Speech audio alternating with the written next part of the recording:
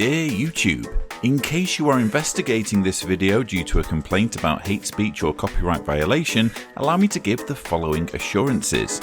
Firstly, a word on copyright. If the Watchtower Bible and Tract Society of Pennsylvania is unhappy because I've used their propaganda in a way they disapprove of, please know that I am very familiar with copyright law and have ensured that any use of copyrighted material in this video falls within the fair use provisions, particularly as pertain to criticism and parody.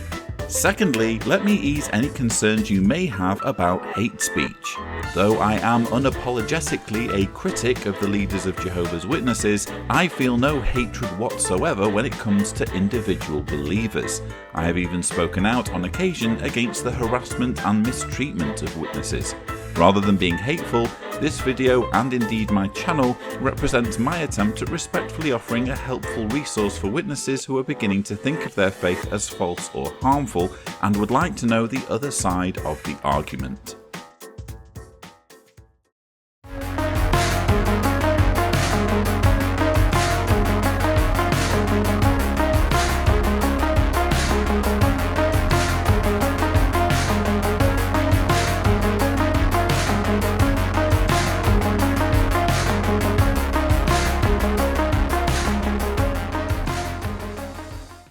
Hello there. Now, first things first, yes, I have had a haircut, and yes, this is one of the t-shirts that is available on my merch webpage, a link to which will be in the description. But with all of that out of the way, let's get down to business. We are now going to be doing a rebuttal to the September 2016 JW Broadcasting episode. This is an episode that I wasn't able to do a rebuttal to at the time because I was busy finishing my book. So without further ado, let's roll the first clip. Greetings. We're so happy you could join us. It's a new service year and a new monthly program. And look, we have a new co-host, Brother Seth Hyatt, affectionately known as Rocky.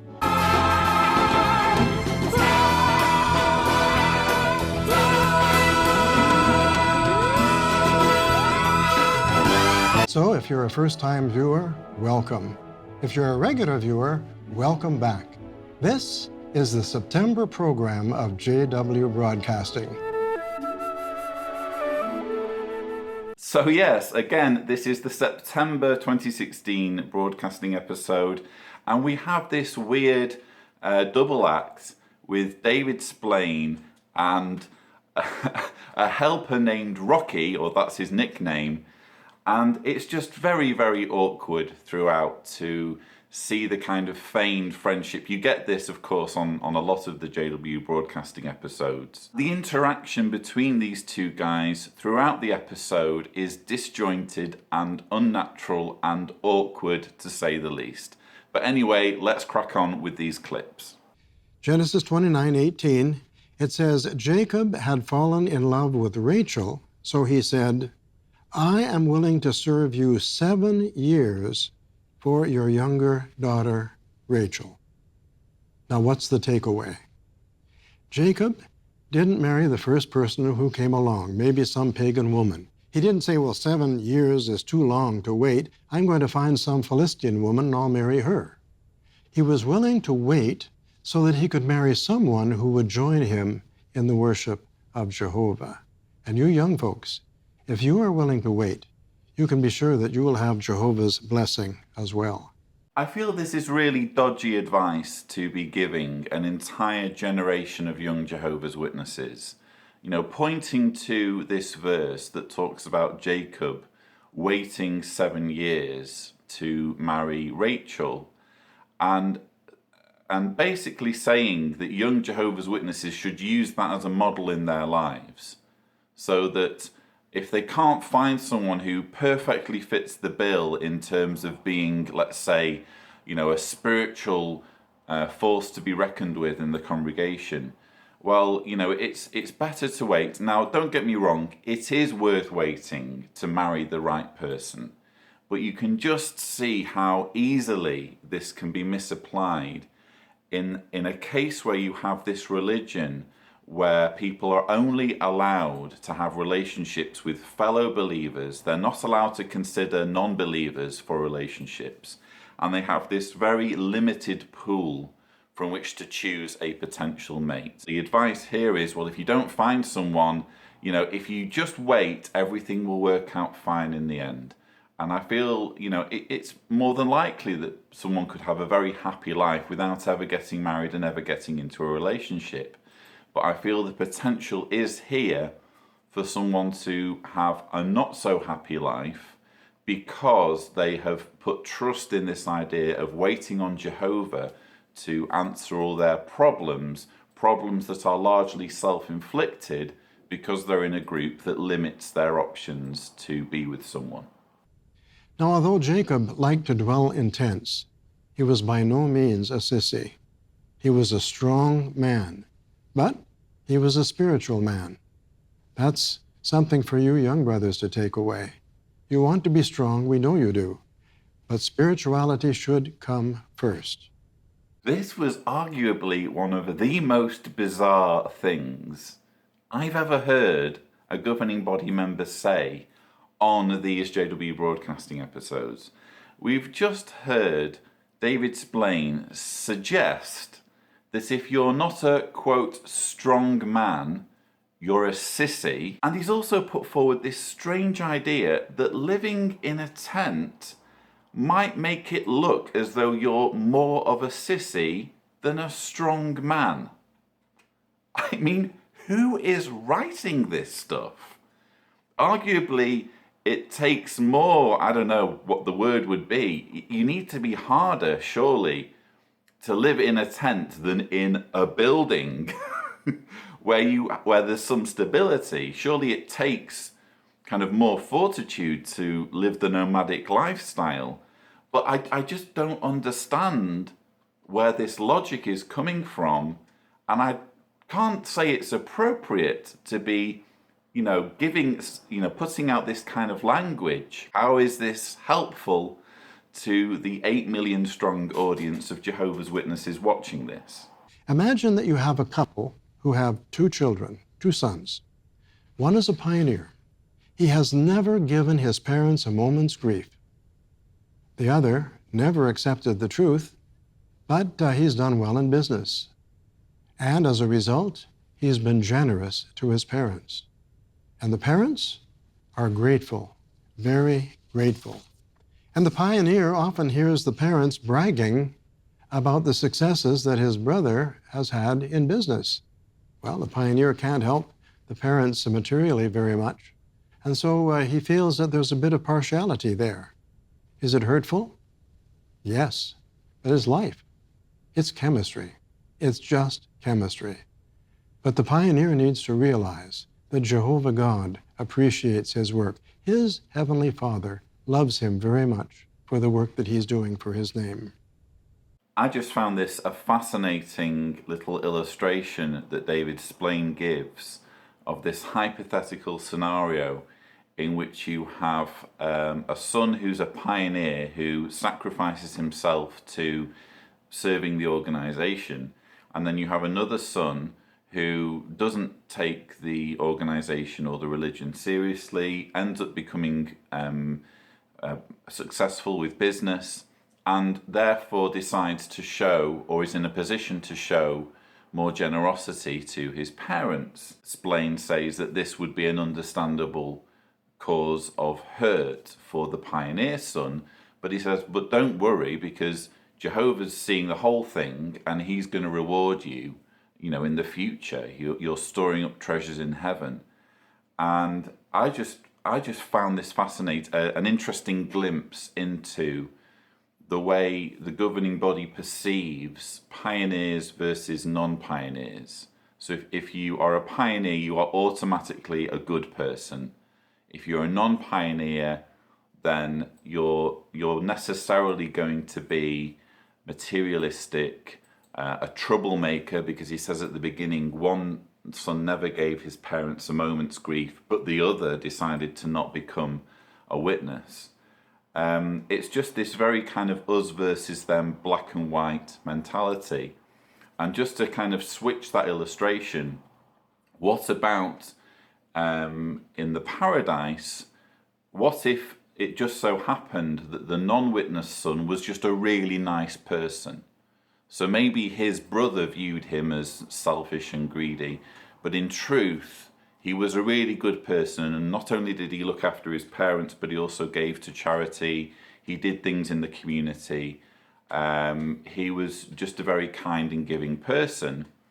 Well, in the paradise, he's going to be, when Armageddon comes, he's going to be slaughtered for not taking his opportunity to become a Jehovah's Witness. His corpse is going to be, he's going to be picked apart by birds, and what's left is going to have to be buried somewhere. While his brother, who for all we know could have been, a nasty person, but because he was a pioneer, because he made all the right noises at the Kingdom Hall and did everything that was expected of him by Watchtower, he gets to frolic with pandas and partake of tables of fruit. So you can you can do what you like with that kind of illustration. It doesn't make the witness beliefs true. And if anything, it highlights the fact that there is unfairness in the way that the whole Jehovah's Witness theology favors those who give mindless servitude to an organization, regardless of what they're like as people. What lesson can we learn? That the gratitude of the world is fleeting. Some of us may get excited if there's a favorable article about Jehovah's Witnesses in a newspaper, or if some TV personality makes a kind statement about us. But what do Jehovah God say? Genesis 3:15. I will put enmity between you and the woman. So Jehovah's organization and Satan's organization are always going to be at odds. Of course, when you wake up from indoctrination as a Jehovah's Witness and you start engaging with your community and interacting with the world, you discover that what David Splane has just said is just total nonsense. Because if anything, the media is mostly indifferent to Jehovah's Witnesses. I mean, take a look at all of the attention that is given to Scientology. Look at all of the media and the TV episodes and the films that are devoted just purely to that group, even though it's only maybe 10, 20,000 members. Look at how much attention they're giving them. Look at how much attention they're giving the Westboro Baptist Church.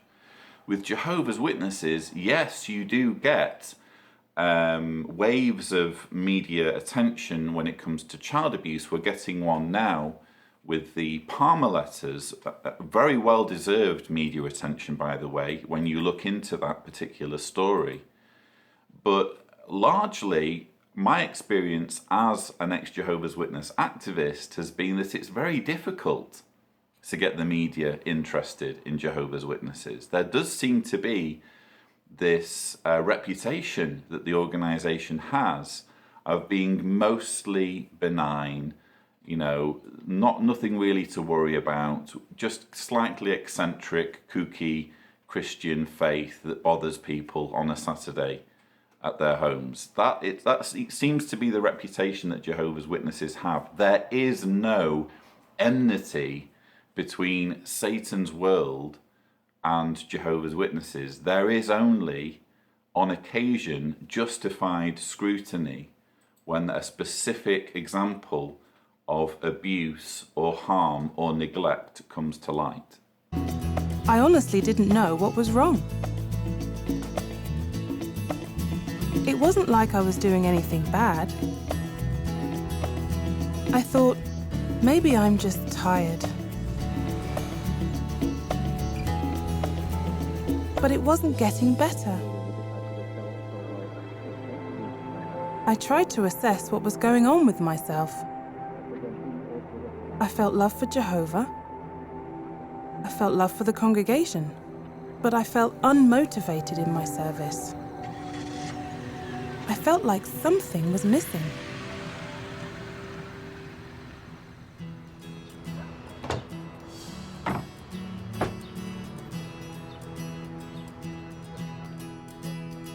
As my enthusiasm waned, my meeting attendance suffered too.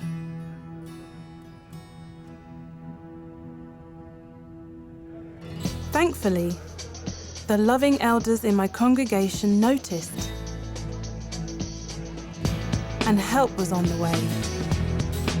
So this is one of those incredibly tedious, cringeworthy dramatizations set to music. And what we're seeing here could be the experience of any number of Jehovah's Witnesses who start to realize that things are getting a little bit out of hand. They are devoting endless time and energy to serving the organization, perhaps as a pioneer, perhaps as an elder, who knows. But they're starting to realize that it's kind of becoming monotonous and their heart really isn't in it. And this is the situation, this is the kind of phase that you reach when it's really a good time to kind of step back and objectively ask yourself, is this the truth or not? If I'm really going to devote the rest of my life to this religion, wouldn't it be good to first really establish through objective research whether I actually have the truth or whether I'm just being deceived? But thankfully for this particular sister, she gets noticed by the elders. And the elders decide to pay her a visit, to take an interest in her, which apparently isn't at all creepy. But I actually find that not something that Watchtower should be proud of. But that is the reality, that if you start missing meetings, if it becomes noticeable that you're drawing away from the congregation, you will be called on by the elders and they will want to know what's wrong. The brothers visited to see how I was doing. They really listened to me. And they asked about my spiritual routine. Well, I read the Bible every day, but I admitted I'm not a natural study person. They reminded me about the example of Mary, Jesus' mother. At first, I didn't see the link, but as we read from the Bible, it became more clear.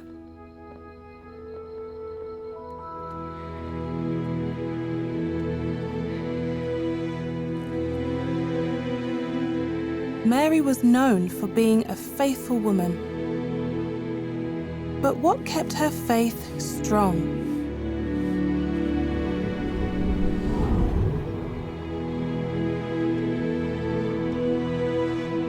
The Bible account said that Mary paid careful attention to words that had deep spiritual meaning, and later took time to meditate, drawing conclusions in her heart.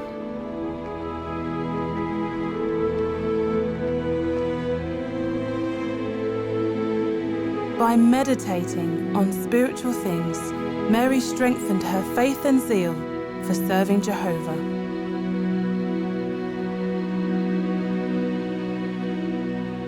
I understand now. I was reading spiritual food, but I wasn't taking time to digest it, so it wasn't sinking down into my heart. As a result, I was on a direct path to spiritual burnout if I didn't change something quick. So yes, apparently if you do find yourself withdrawing from the congregation, if you start to resent the amount of time that it's taking, that's being swallowed up in service of Watchtower, whether it's pioneering, whether it's being an elder, if you start to lose interest in the Jehovah's Witness religion, well, it can't be anything to do with the religion itself. It can't possibly be that the religion just isn't true, or is doing things and implementing policies that are harmful or abusive. No, the problem lies with you. And in this case, the sister is told that, well, the problem is that you need to meditate more on the Bible. If you'd only meditate more on your Bible reading, all of these problems would miraculously vanish. And as the dramatization continues, the sister takes this advice, and it has the wonderful effect of allowing her to bring into the organization a mother and her child. The Bible says when we make time to read and meditate on spiritual things, we will become like a tree planted by streams of water, with foliage that never withers, and everything we do will succeed. So yes, it's happily ever after in this situation once the sister applies the wisdom of the elders and meditates. What happens is that she goes out into the ministry, she meets the blonde lady and the child who are shown sat next to her at the Kingdom Hall, and they start attending meetings. And Watchtower gets its victory of seeing another generation of a particular family roped into the organization. This is the sort of fantasy that we do continually see in Watchtower propaganda, because in reality it's almost impossible to get people interested in the Jehovah's Witness religion by calling on them on their doorstep, because obviously everyone has Google. Everyone can figure out for themselves if they're sufficiently interested in joining the religion. There's nothing stopping them from just jumping on Google and seeing what objective information there is available on the religion that they're interested in joining. So it's very unlikely that you would have this situation where a mother decides to start coming to the meetings with her child. It does happen, but it's unlikely, and it's becoming increasingly unlikely as we're seeing with the stagnating publisher numbers. But bottom line, isn't it fascinating that if you are starting to wane in your enthusiasm for the organization, if you just feel yourself drifting a little bit and you're losing interest, as far as Watchtower is concerned, the problem lies with you. We don't want our Bible reading to become an automatic process. What does that mean? Automatic process. Well, breathing, walking, or perhaps riding a bicycle are things any can do without even thinking.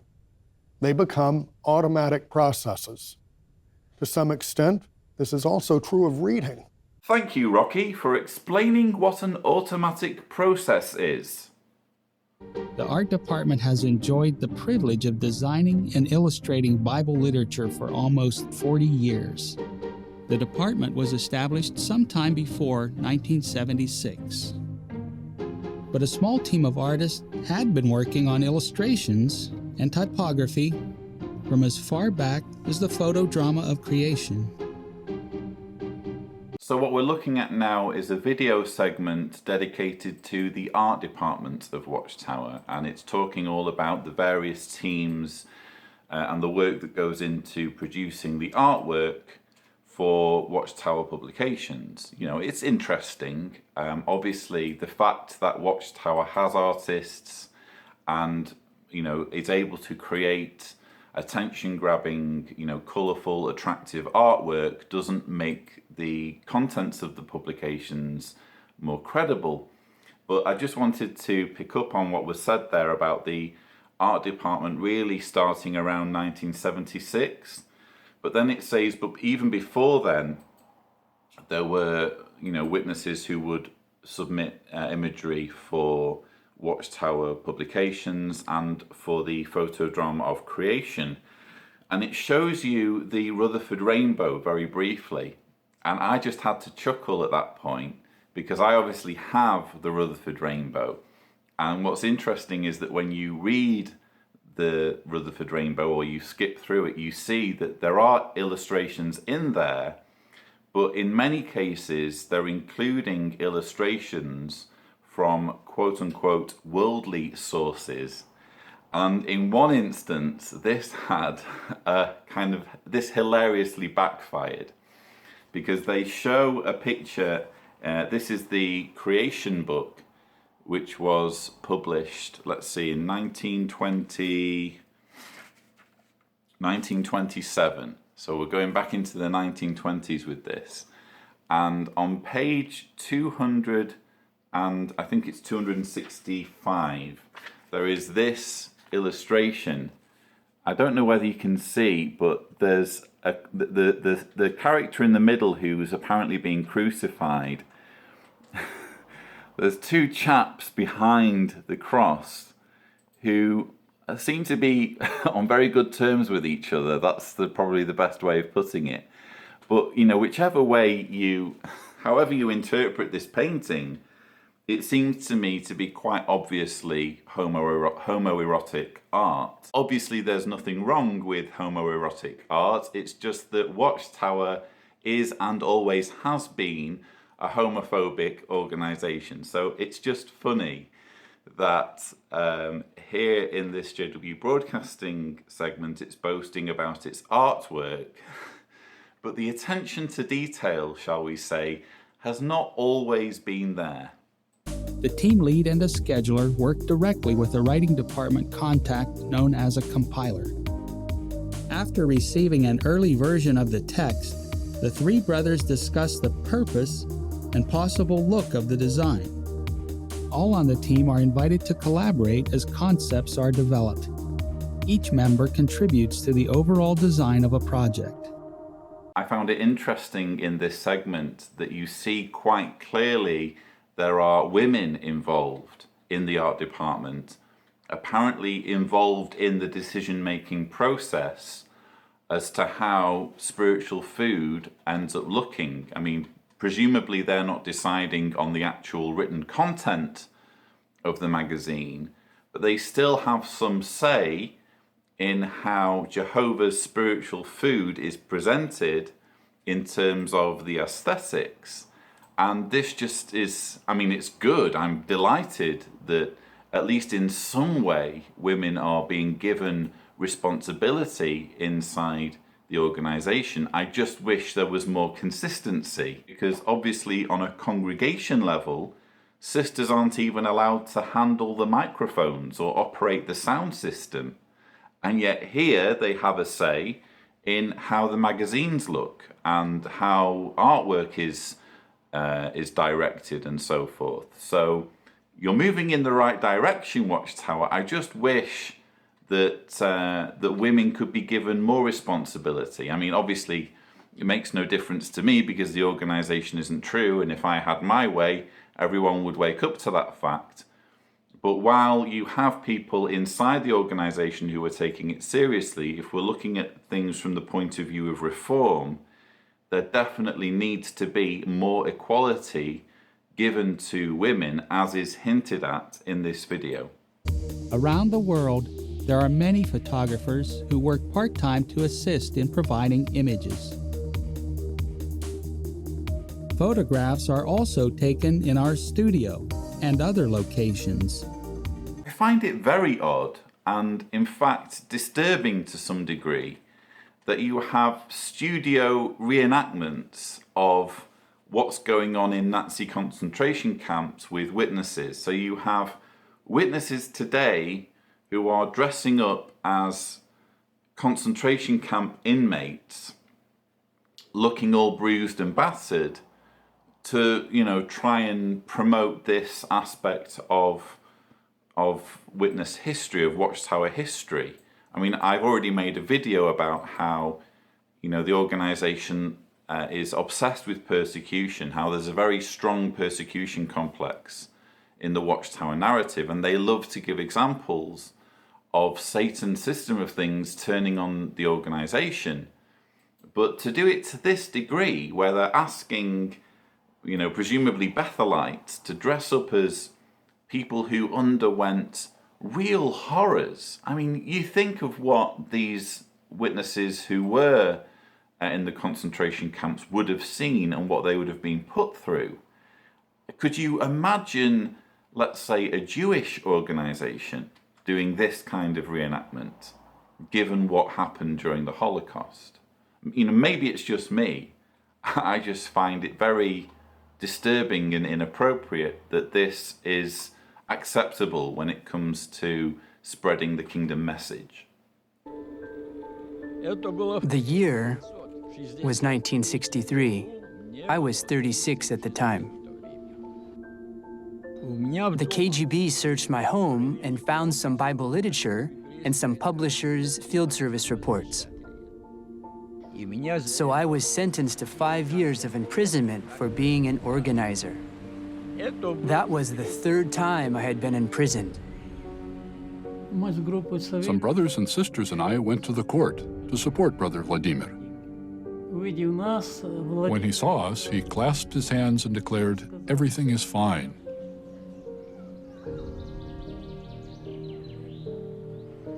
A KGB officer told me that the only reason I hadn't been imprisoned was because I had 6 children, but Vladimir was single. I was just glad that they had arrested me and not him because I didn't have a family. So this is one of those testimonies that get included in the JW Broadcasting episodes to try and build people up and encourage people. And what's fascinating here is that this is relevant to what's happening now. So since this broadcasting episode was put out, there has of course been the banning of Jehovah's Witnesses introduced in Russia.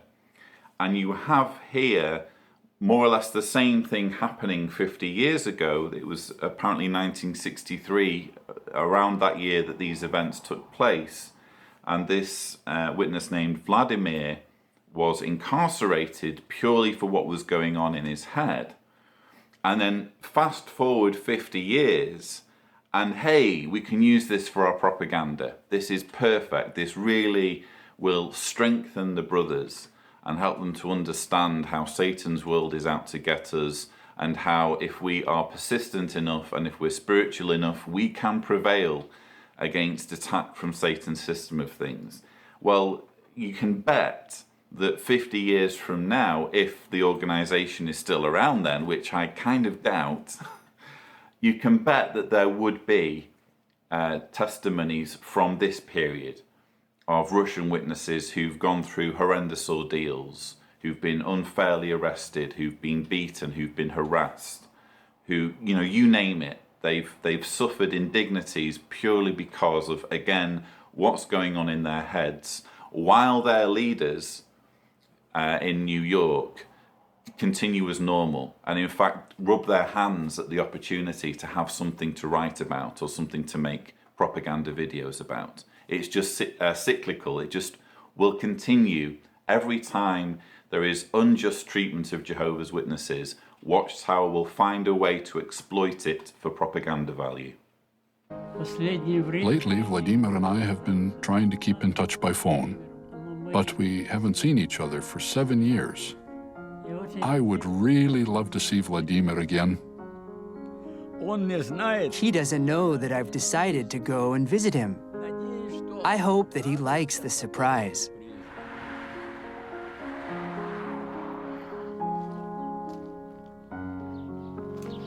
Владимир, здорово.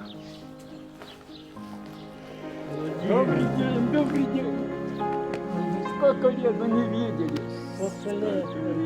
Чудо, здорово. Ты держишься? Держусь. Слава Богу, что нас еще сохраняет, что мы можем действовать. Ну, здорово. How grateful we are and always will be for spiritual vision by which we can see the crown of life promised to those who stay on the loyal course they chose. How much you've endured, long-suffering friend, but Jehovah's mercy will never end. On a paradise earth our hands will unite, planting more flowers to gladden his sight. Christ Jesus will heal us during his reign, so no trace of sin will ever remain. And far from the trials that we overcame, forever we'll praise Jehovah's great name.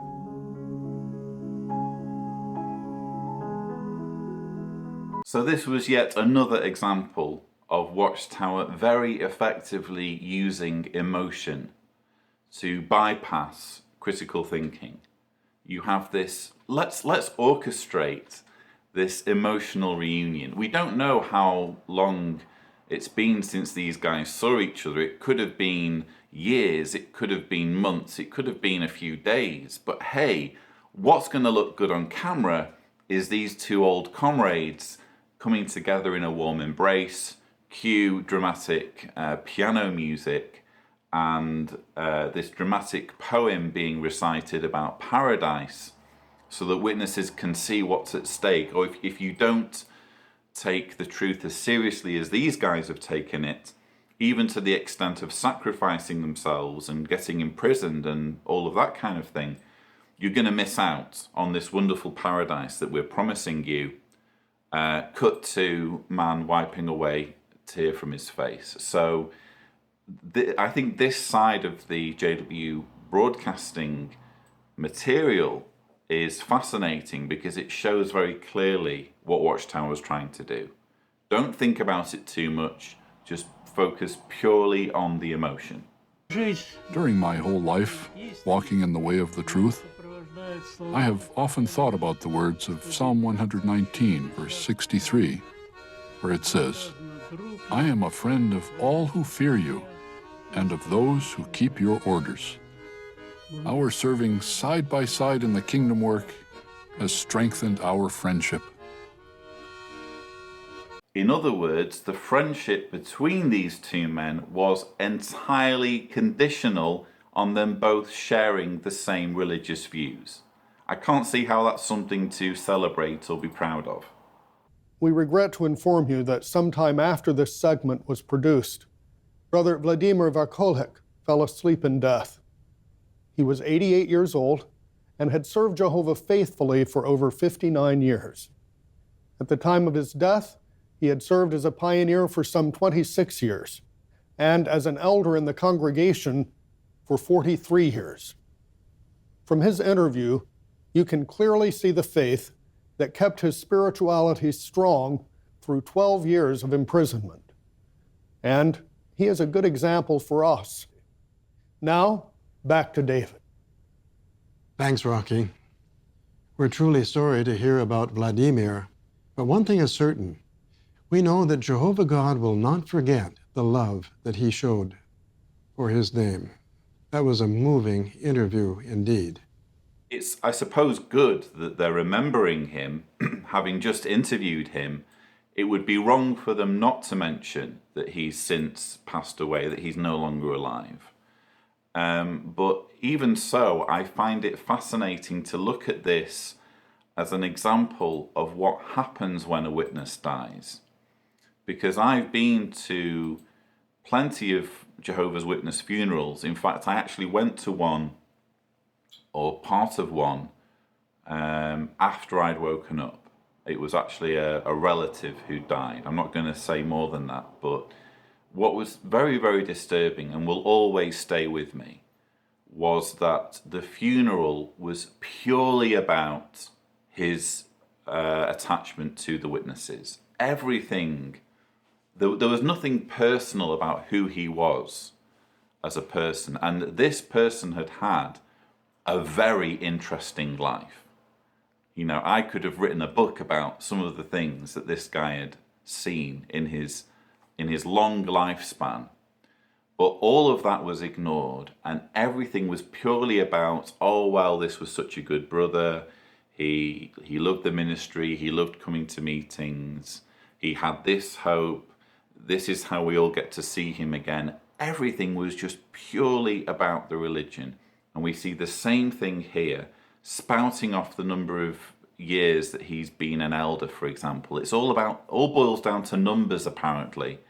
How many years you've done this or that. And I just think there's a sadness, really, and a tragedy in the fact that when you die as a Jehovah's Witness, this is how you're remembered. Not for who you are, not for what your personality is, not for what's happened in your life, not for the times of joy and sadness, the bringing children into the world and the challenges that you faced. No, what religion was this guy in? What hours did he put in? How many years did he serve as an elder or as a pioneer or whatever? I think there's a tragedy to that because it's almost as though they're immediately forgotten. The one time in your, I can't say in your life, but the one time when you deserve to be remembered for everything that's happened to you and for the person you are, rather than everything being diverted to praising Watchtower should be your funeral. And that's not something that you get as a witness. And I was actually saying to Deanna that one thing I'm grateful for is that when the time comes for me to kick the bucket, at least my funeral is going to be about who I am as a person and what my story is and what's happened throughout my life. That's going to be the nature of my funeral, not purely an opportunity to sing the praises of a religious organization. Well, back in June, a number of New Kingdom songs were released electronically. But one was missing, number 151. Now, you noticed that, didn't you? Yes. I know you did, because nothing escapes the eagle eyes of you brothers and sisters. Well, here it is, number 151. I think I know what this is about. I don't think it's any coincidence that we need to wait for a David Splane hosted episode to see the Watchtower chorus in action, because as many of you know, who happens to be the chorus leader at Watchtower, or one of the chorus leaders? It's David Splane. So David Splane is here taking an opportunity to show you his work as a chorus leader.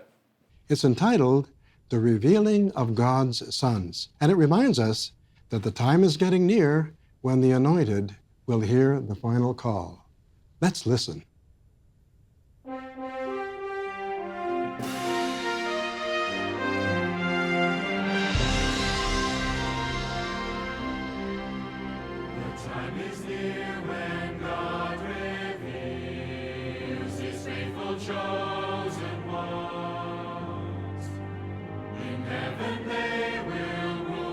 Don't you think that was a beautiful song, Rocky? Absolutely. That was one beautiful song.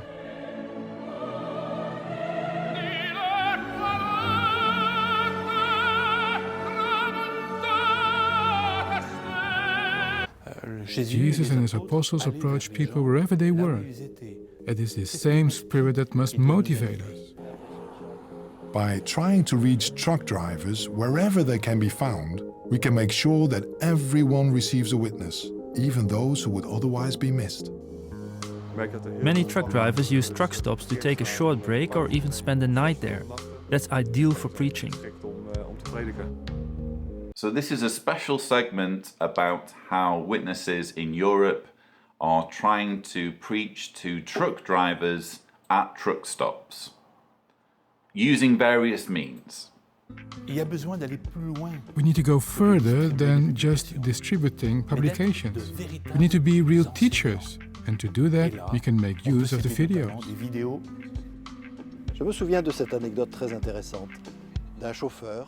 A driver had his Bible wide open on his dashboard and literally cried when he watched the video, "Why Study the Bible?" I find that whole thing about handing someone a device and making them watch a video very, very odd. In fact, I'm really relieved that I left the organization before that became a technique for reaching through to people, because I just would have found that, well, it's just so silly to say, oh, here's a video that I like, I'm going to hand you my device and I'm going to stand here to the side and insist on you watching it. An extraordinary tactic, but something that clearly Watchtower is quite keen on witnesses in certain situations pursuing, because it might convince people to join the religion. Într-o zi, mergeam spre Franța și am fost nevoit să... One day on my way to France, I had to stop in Austria to swap drivers. My colleague went to the bathroom and I was alone. At that moment, a witness came and offered me a magazine. When I looked at the magazine, I saw that it was a Watchtower, but I thought it was in German. I told this brother that I did not speak German. Then he had a look at my license plate and saw that it was Romanian. He again offered me the magazine and told me, "It is Romanian, it is for you." When I saw it, I was very happy. I took the magazine and was very glad. In time, I returned to Romania. I started a Bible study, progressed spiritually, got married, and now I am an unbaptized publisher. The brother that first contacted me has no idea. It is a good thing to preach the good news at truck stops, because all drivers need to feel God's love, to see that God really cares for us. And like me, they can make changes in their lives. And they need to see that Jehovah has promised a future paradise, and how this will affect them and their families. You will be happy to know that one of the truck drivers who was interviewed, Ion Bobatina from Romania, was recently baptized as one of Jehovah's Witnesses. It is beautiful to see how our efforts in the ministry are blessed by Jehovah. So yes, woven into this whole thing about truck stops was this story of Ion, who ends up becoming, as we saw there, he ends up finally getting baptized as a witness. It was actually frustrating to concentrate on his story because the way Watchtower edited it was to show a little snippet and then something else, and then a little bit more of his story and then something else. So I've tried to put them all together so that you can hear his story. Repeating what I've said earlier, I think it's difficult nowadays for that kind of thing to happen. I can't imagine there are too many Ions out there who become a witness by being contacted in the preaching work, whether it's through truck stop witnessing or just normal door-to-door work. Because again, Google's there. I mean, for whatever reason, Ion wasn't interested in doing objective research about the religion he was being encouraged to join. I can imagine there being people like that, who maybe they have some degree of religiosity to begin with, or maybe their critical thinking skills aren't properly honed or whatever. Maybe they're just not interested in hearing the other side of the argument. So it doesn't surprise me that that kind of thing's happening. The only thing I would say is that why Ion? And why Europe? Why European truck drivers? Why not truck drivers in China, or truck drivers in Africa, or truck drivers in the Middle East? It seems that we have a situation here, and in this segment we hear one of the guys doing it saying, well, we get around our territory so much in our congregation that we're trying to find other things to do, other ways of busying ourselves. What if it's a congregation territory where they don't have spare time, where they don't have the resources to go after truck stops and truck drivers?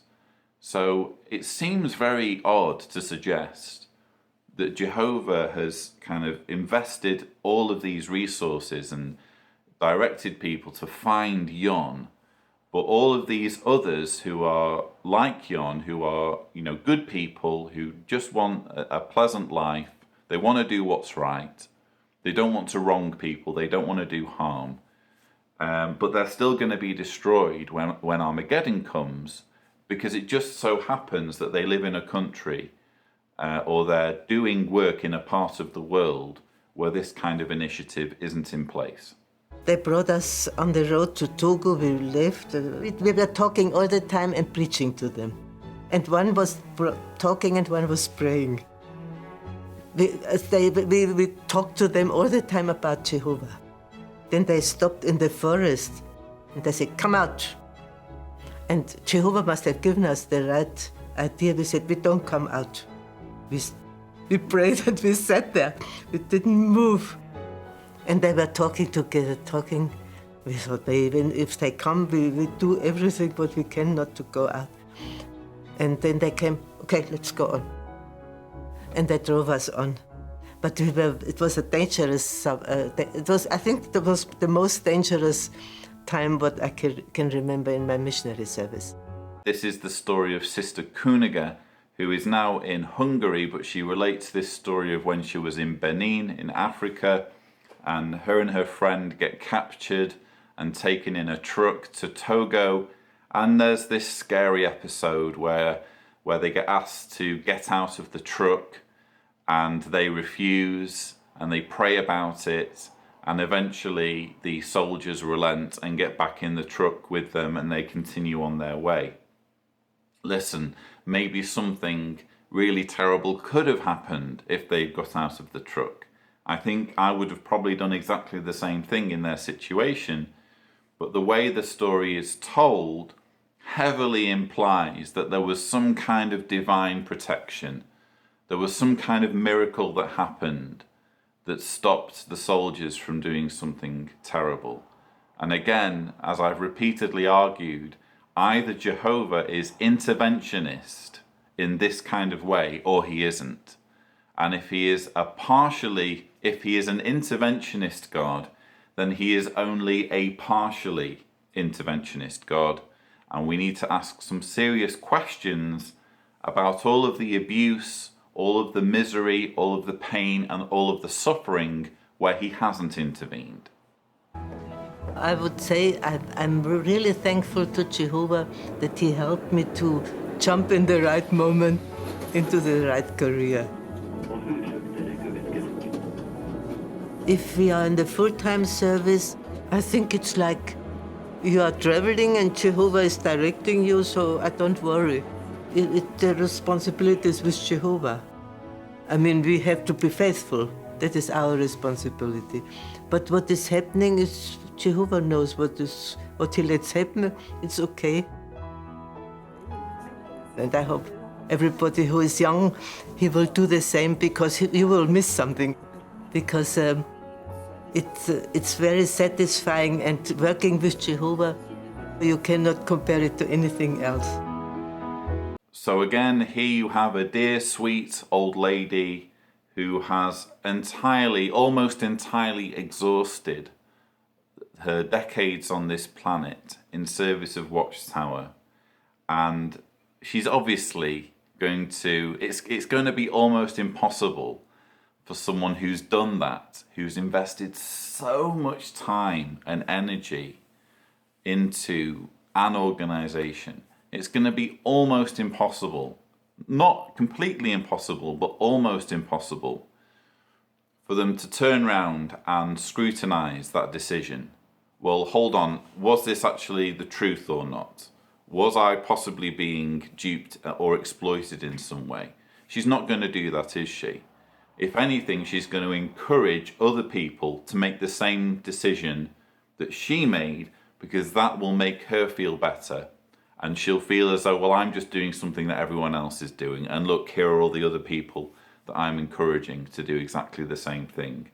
It is a tremendous waste of someone's life to use it in this way. And I also found it interesting to hear her talking about Jehovah's responsibility being to look after people in full-time service or people who are serving Jehovah. It's my responsibility to stay faithful, but everything else is Jehovah's responsibility. So we leave it in Jehovah's hands. We wait on Jehovah. Well, that's precisely what elders are encouraged to do.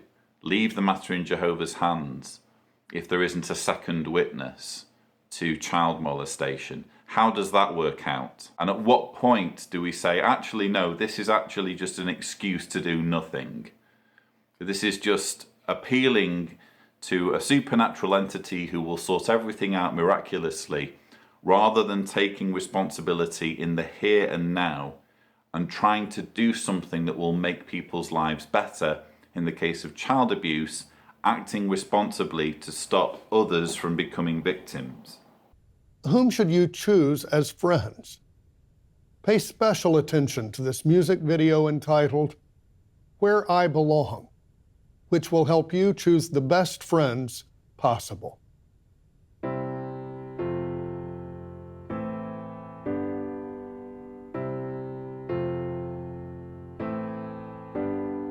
Now everyone, it seems to me, knows just the place he wants to be. I know what's right, I know what's wrong, and yes, I know where I belong. Just to make one thing abundantly clear, this is not a cult. This is just an organization that tells you who your friend should be by means of a song, which is what we have here.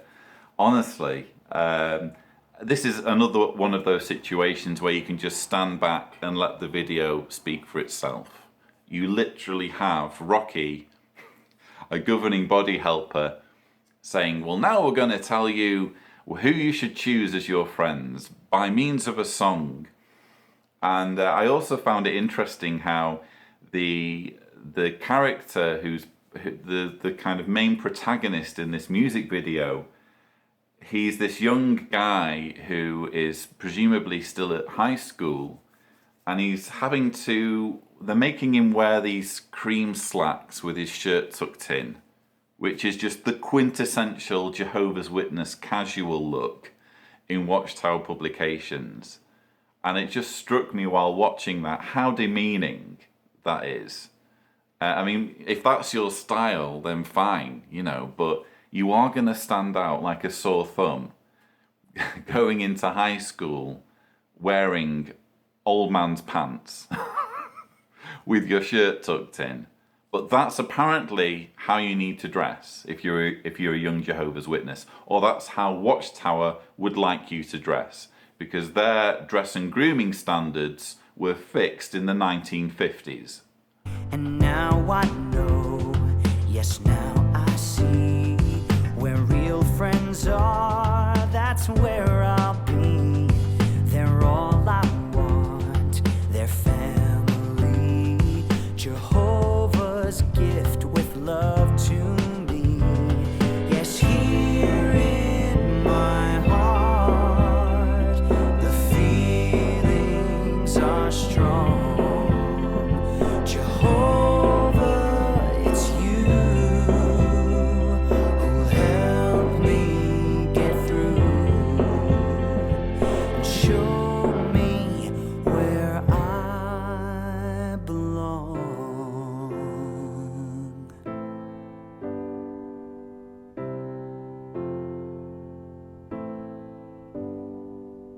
What a fine young man. And he made the right decisions. He decided he belongs in Jehovah's organization. Yes, that's right, Rocky. Jehovah's organization is the only place where you can make good friends. Friends who only like you because you share their religious beliefs, and who will drop you like a ton of bricks the moment you start doubting those religious beliefs. How can you possibly celebrate that kind of friendship, a conditional friendship, where everything hinges on the extent to which you follow an organization? But I also just wanted to comment on the quite impressive natural backdrops to some of these scenes in the music video. You see them next to a waterfall, you see them in a forest, walking through a pasture, past a mountain. And it just strikes me whenever I see that kind of imagery being shown incidentally in Watchtower material. You know, I've made the argument before, we have paradise now. We have these absolutely stunning parts of the planet where you can, you know, enjoy the planet and enjoy being surrounded by really awe-inspiring nature. But Jehovah's Witness theology says, oh, well, this doesn't count. What really counts is the paradise that we're promising in the future, which must present a problem when you're preaching to people who actually live in that kind of setting, because they're already living in paradise. And what's more, they're living in a paradise that hasn't been built over the bones of billions of people who've been slaughtered for the crime of not being Jehovah's Witnesses. As of September the 1st, members of the Bethel family have been moving from Brooklyn to our new headquarters at Warwick, New York. Now, if you're listening in from Britain, that's Warwick to you. Warwick or Warwick, it's the same place. Tomato, tomato. You like potato, and I like potato. You like tomato, and I like tomato. A little bit of David Splane humour for you there. Incidentally, it is pronounced Warwick in England, but I consider, this is how I think of it, it's Warwick if you're referring to Warwick in England, but it's Warwick if you're referring to the town in New York State. Because my logic is, if that's how the locals pronounce it, then that's how you should pronounce it. So I actually pronounce it Warwick, even though I'm English. But I thought I'd include that little snippet. Obviously, the information's now a bit out of date because they were basically using that opportunity to talk about the move and giving an idea of the time scale and telling witnesses not to try to turn up at the Warwick headquarters before it was finished, which they said they'd start receiving tours in April. And obviously since then a lot has happened, including my Warwick documentary. And if you haven't watched that already, the video is Warwick, A Journey to My Former Faith. Please do check that out because I put a lot of work into it. I'm quite proud of the final product. But it was a fascinating encounter, a fascinating experience going to see the new headquarters and getting a feel for where the organisation is at the moment and the extent to which its history is whitewashed. But please, again, please do check out that video.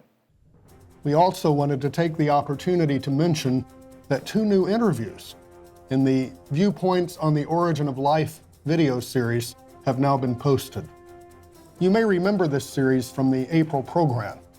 It's about scientists who have concluded that life did not come about by chance, but by design. You will find these new interviews in the Interviews and Experiences category under the Origin of Life heading. So what I've done is I've gone back and found those interviews, and I'm now going to include them as part of this JW Broadcasting rebuttal.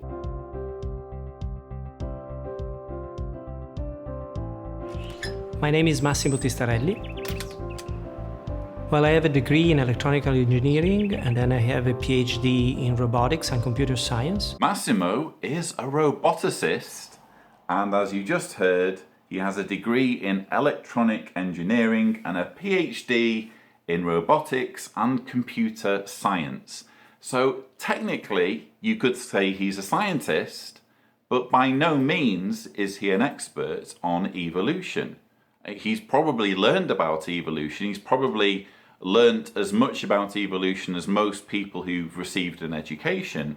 But just because he knows how to build robots doesn't make him a credible authority when it comes to exploring the arguments for and against evolution.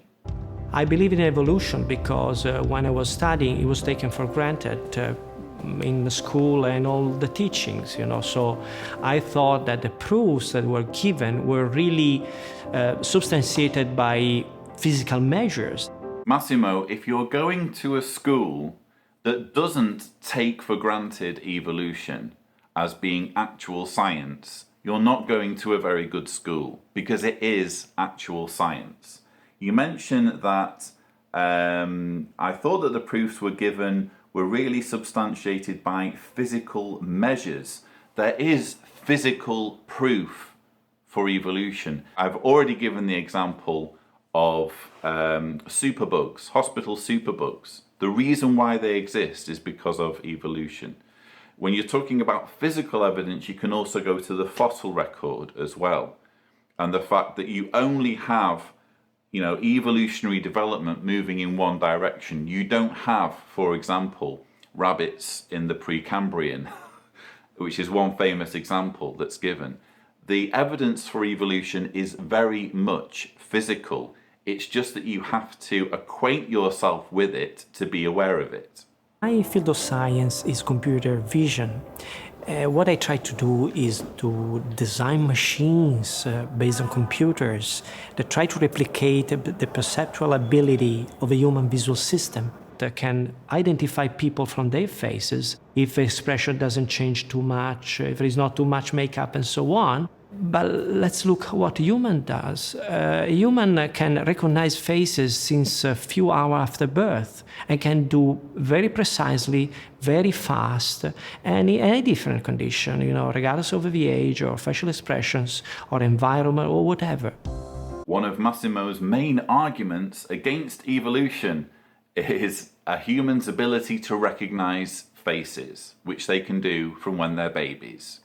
This apparently is something that's so complex, so incredible, that it could only be answered by a creator, by a supernatural entity, a supernatural designer. Listen, Massimo, complexity is not an argument against evolution. I've repeatedly said this, and I'm getting tired of repeating this in these rebuttals to anti-science propaganda.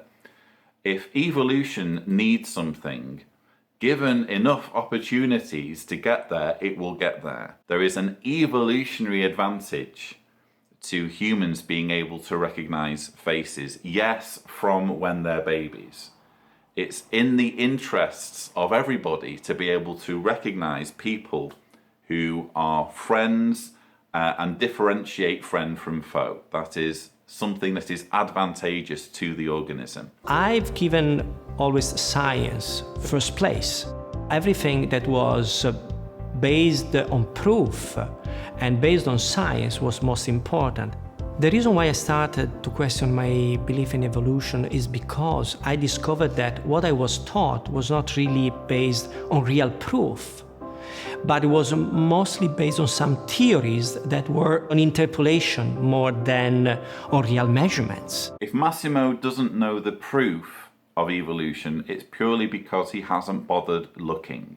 The proof is there, you just need to look at it. And frankly, it's something of a telltale sign of Massimo's ignorance that he says, I discovered that what I was taught was not really based on real proof, but was mostly based on some theories. This is something that creationists routinely say, evolution is just a theory, so therefore we can dismiss it. If it's just a theory, then maybe it happened, maybe it didn't happen. If you're watching this video and that's your attitude, I would strongly advise you to investigate the word theory as it applies to science. You will find that the word theory means something different when used in a scientific context. Just because we use the phrase gravitational theory doesn't mean that there is any doubt that gravity exists.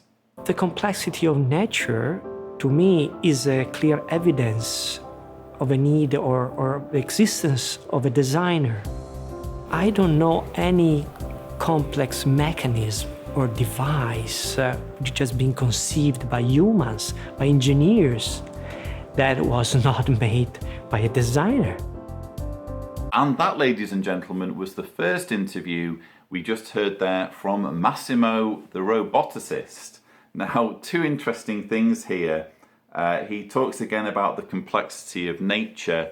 As I've already said, you cannot say that complexity discounts evolution. He also says, I don't know of any complex mechanism or device which has been conceived by humans, by engineers, that was not made by a designer. Well, you've just laid there the rules that it has to have been conceived by a human or an engineer.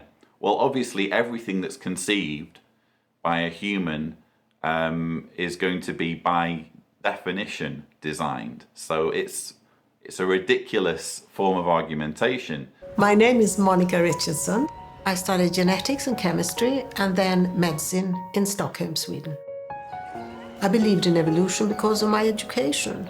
Everybody did. It was something I never doubted. It was taught as a scientific fact. And even those who perhaps believed that there was a God, believed that this God would have used evolution in the creation process. Again, if you're going to a school that doesn't teach evolution as scientific fact, you're not going to a very good school. Monica also mentions encountering people who believed in God, but who felt that this God perhaps used evolution as a tool for bringing about the great variety of life. I personally can't figure out how there would be a God in the process, but that seems more reasonable than basically turning round to the scientific consensus and saying, I'm right and you're wrong. It's far more reasonable to say, maybe these people who've devoted their entire lives to studying this and who are all in agreement, maybe they know more about this than I do. I want to talk about the miracle of birth. Well, congratulations, Monica. You can talk about whatever you like in this video, despite being a woman, unlike most women that you encounter as a Jehovah's Witness, including the women at your Kingdom Hall who don't get to have any kind of teaching position, even in their Kingdom Hall, because of their gender. Because when you're a Jehovah's Witness, men get an opinion and men get to teach, and women, according to what's written in the writings of the Apostle Paul, women must be silent. But congratulations, Monica, you get to say whatever you like, so long as it supports Watchtower's crusade against science. Now, during pregnancy, the baby is supplied oxygen via the placenta, but at birth it will have to use its lungs. In the womb, the baby's lungs are collapsed. After birth, they have to become inflated. Now, this is a very hard work for the baby to do. So, during the latter part of pregnancy, there is a very special chemical produced and secreted called a pulmonary surfactant. And that chemical is being deposited on the surface of the peripheral parts of the lungs, where the gas exchange is taking place, to lower the surface tension. And that means that when the baby is born and starts to inflate its lungs, he can do it. One wonders, is this a result of a clever, intelligent conception and design? Or could it have happened by chance? Monica, evolution is not about chance. Evolution is a case of cause and effect. And for you to say that it's all down to chance tells me that you don't actually understand what evolution is or how it works. When you have the environment dictating which organisms will thrive and which organisms will die, when you have organisms dying because they're not properly equipped to exist in a certain environment, and when this process is repeated again and again and again indefinitely over millions of years and produces as a result this vast array of species, that's not chance, that is cause and effect. Also, Monica is again guilty of insisting that because something is complex, therefore it has to be designed. And she uses this example of babies not having inflated lungs, and therefore how do they take their first breath? Well, it turns out that it's because of a chemical reaction at the point of birth. It's all very, very clever, but again, if an organism needs something in order to survive, and in order to survive long enough to procreate, then natural selection has developed ways of making that happen. Again, you cannot point to complex things and say, ha, that proves that it had to have been designed. Well, it was when the witnesses called on me that I really got encouraged to, for the first time in my life, look into the Bible. Life around us is so cleverly designed. I can't believe there is a design without a designer. Monica, you don't have to believe it, that's just the way it is. Evolution gives us the illusion of design. Everything may look very, very clever as though it's been handcrafted, but the illustration that's often given is that of, well, if you're walking along a beach and you see a watch and you pick up the watch, it would be ludicrous to say that that watch arose under natural circumstances or, came out of thin air. Well, yes, it would be unreasonable because we know how watches happen, we know why they're needed, but we can't apply the same thing to natural organisms because we know that they quite definitely weren't made by humans. And that means that we need to start thinking, well, how have they come about? How did a human develop the ability to start breathing chemically at the point of being born? How did eyes evolve?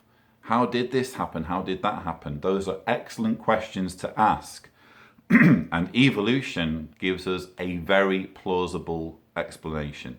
It doesn't tell us, by the way, it doesn't tell us how the first living organisms came about. It doesn't tell us how the first DNA molecule came about. That's a biogenesis, which is another field entirely. Scientists are still trying to figure out how all that happened. But when it comes to where humans come from, when it comes to where chickens or elephants come from, we know that they evolved. We just do. The evidence is there. In my view, now that I understand evolution and I understand how it works, not as well as I would like, by the way, I'm not some kind of authority on evolution, I'm just interested in it. But now that I understand the rudimentary processes behind evolution, I have the faintest grasp of them, that is, I actually find it more ludicrous when you think of what creationism entails. Creationism entails that something like a giraffe or something like a squirrel, or something like a penguin, you name it, an oak tree. Creationism says, well, that popped into existence at some point in the murky past. So one day there wasn't oak trees, giraffes, elephants, squirrels, penguins. The next day there was. Bang! There they are. Oak tree, giraffe, elephant, there they are. They've just been made. If you're a creationist, you could be saying, oh, well, that's an unfair caricature. Maybe they were made gradually. Okay, so first the penguin's foot appears, and then a few weeks later, the torso of the penguin is there, and then a few weeks later, the wings. Sorry, it either happened fairly instantaneously or it didn't. These things just popping into existence. And you're telling me that that's a more plausible explanation than to say maybe it happened more gradually than that. Maybe there were natural processes involved. Maybe it was a case of the environment shaping the development of the organisms so that organisms with certain attributes would thrive and organisms with less desirable attributes would die off before they could have offspring. And therefore they were lost for all time. They went extinct. This is a far, far more plausible explanation for how life came to be than to just say, if you'd have just been there on the day of creation or around that time with cameras available, you would have seen all of these things popping out of thin air because God was creating them. That to me is what you need to believe if you're a creationist. The brothers and sisters in Benny send their warm love. And so do we to all of you around the world. Rocky, I'd like to thank you for doing the heavy lifting for me during this program. You're a good brother, you know that? My privilege. He's a good brother. And this is JW Broadcasting in Brooklyn, New York. So there you have it. Rocky is a good brother. That's how the episode ends.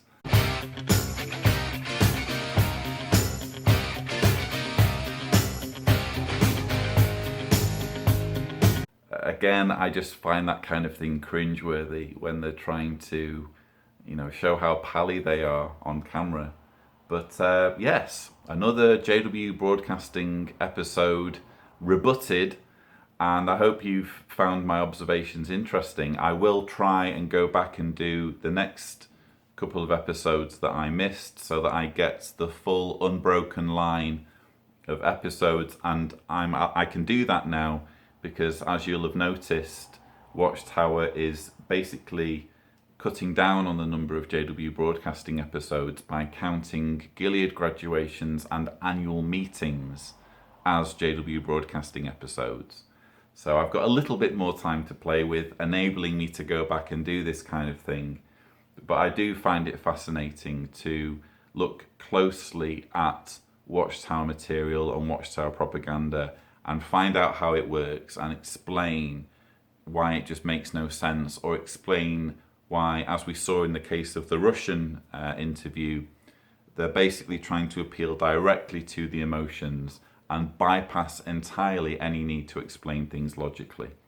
So that brings me to the end of this particular rebuttal. I do hope you found this material interesting. Please don't forget to subscribe for more videos, and as always, thank you for watching.